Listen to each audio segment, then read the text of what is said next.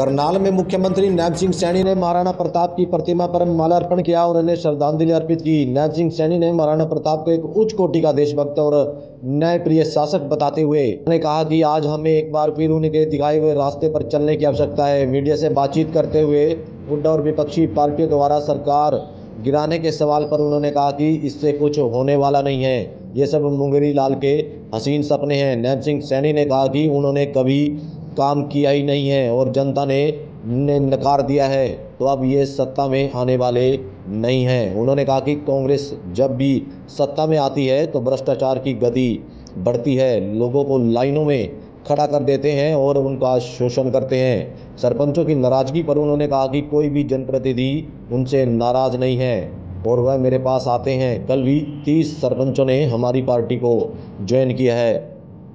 हमसे कोई नाराज़ नहीं है तो वह कांग्रेस है जिन्हें जनता ने नकार दिया है।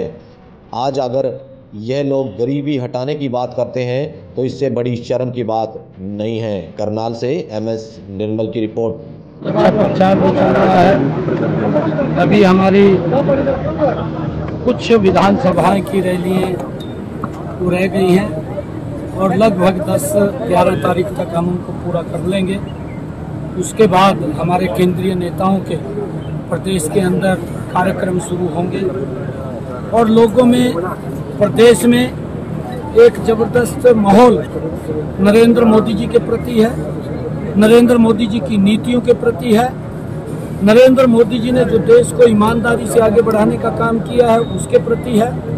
लोगों में एक जोश उत्साह है और आज नरेंद्र मोदी जी को हरियाणा से 10 की 10 कमल के फूल खिला करके बड़े मार्जिन के साथ तीसरी बार प्रधानमंत्री बनाने का काम करेंगे, क्योंकि उन्होंने गरीब के हित में काम किए हैं, गरीब को योजनाबद्ध तरीके से लाभ पहुंचाया है और आज गरीबों में नरेंद्र मोदी जी के प्रति एक बड़ा श्रद्धा का भाव है और नरेंद्र मोदी जी को लाइक करते हैं कि उन्होंने हर समय के ऊपर गरीब के साथ खड़े हुए नरेंद्र मोदी जी नजर आए हैं और उस कारण से लोग नरेंद्र मोदी जी कमल के फूल को वोट देते हैं। सैम पतोदा को आज बाहर निकाल दिया कांग्रेस ने, सैम पतोदा का इस्तीफा ले लिया है।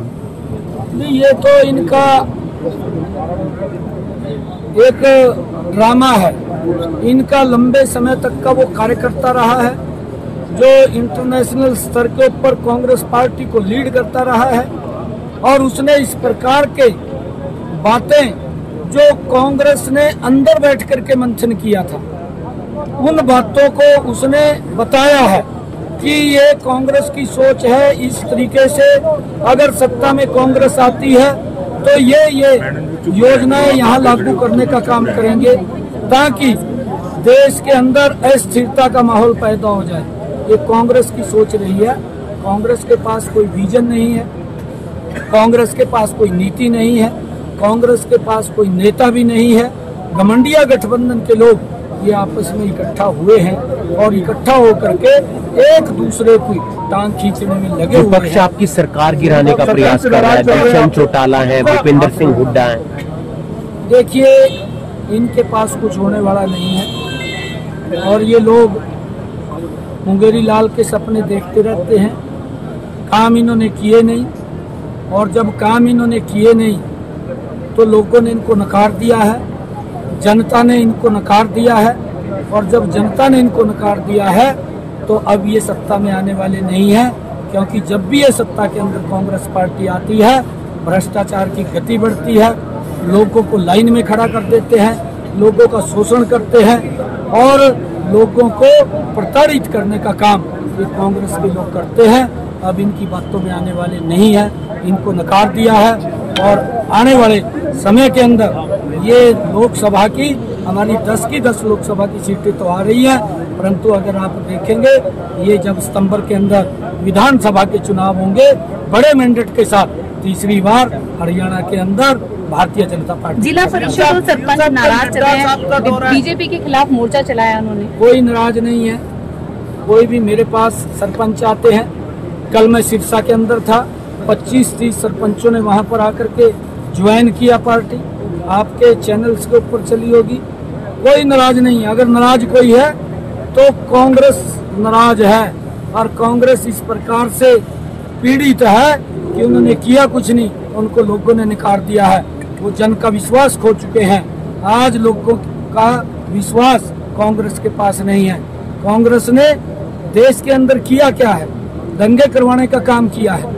अरे आज 10 वर्षों के अंदर नरेंद्र मोदी जी के कार्यकाल में कोई दंगा दिखाई दिया है? इनके समय में हर रोज दंगे होते थे, क्योंकि काम तो करते नहीं थे।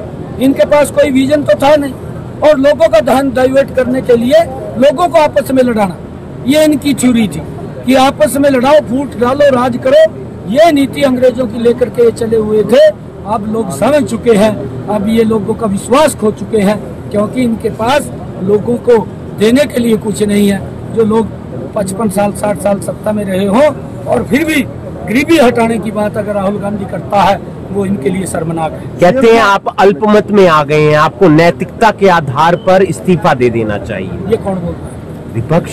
कौन सा? दुष्यंत चौटाला। दुष्यंत चौटाला को पूछिए, तेरे पास कितने क्या? उसको पूछ तो लो, उसके विधायकों ने क्या हालात किया, उसका क्या हालात किया विधानसभा में उसके विधायकों ने। उसके पास है क्या विधायक दुष्यंत चौटाला के? आपके पास है? मेरे पास नहीं। मैं अपनी बात नहीं कर रहा, मेरे पास तो है। मैंने विश्वास मत हासिल किया है, और जब विश्वास मत हासिल करने की बात आएगी, समय को फिर करूंगा, फिर विश्वास मत हासिल करूंगा। सरकार को कोई दिक्कत नहीं।